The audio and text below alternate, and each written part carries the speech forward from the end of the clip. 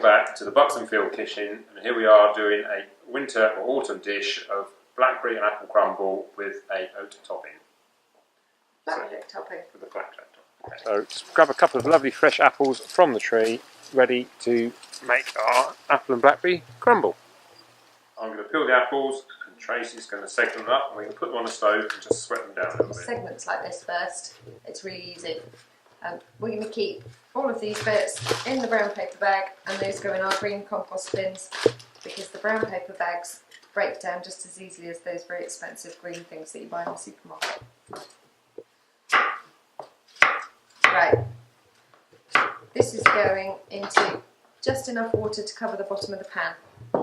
If you want to be really fancy, you'd cook your apples in a little bit of cider, but for today we're using good old water. We're not going to add any sugar, although the apples are cooking, apples are quite sharp. The topping will be sweet. It's done with oats, rolled oats, a little bit of butter and demerara sugar.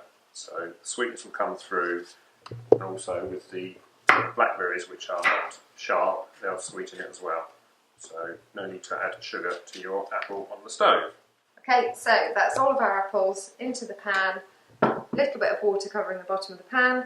We're going to cover that and just pop it on the stove and just cook them down till they've still got some shape in them. If you're picking wild blackberries, remember it's not a great idea to pick them by the roadside or by ditches where you don't know what else is in the water or what fumes they've been absorbing. So I'm picking these on the farm in a hedgerow well away from a road.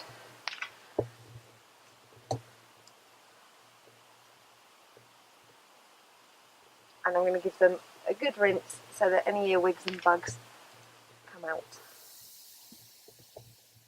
So we've just sweated the apples down a bit so they're still firm but slightly softened.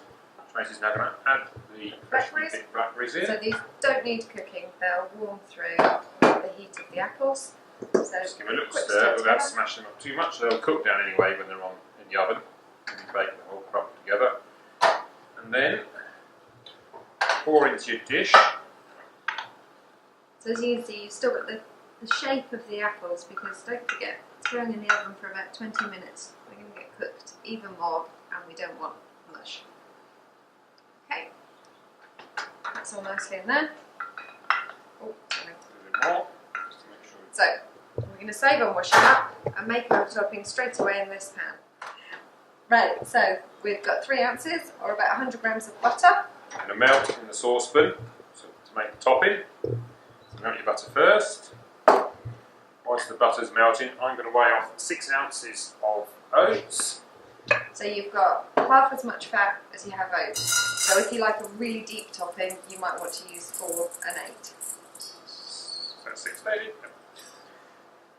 So as soon as the butter's melted, we'll then add the sugar and the oats. And basically, we can remove the pan from the heat once the butter's melted and just coat the whole mixture with the butter. And then we're going to put it over the top of our apple and blackberry. So the butter's nicely melted. Now we're going to add in our 3 ounces of demerara sugar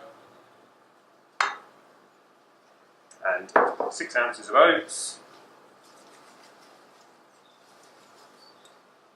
A good mix up so the oats is coated with the butter and sugar. Beautifully done by my assistant, of course. It smells good. That smells really good. Right, so we've got a nice flapjacky mixture in here.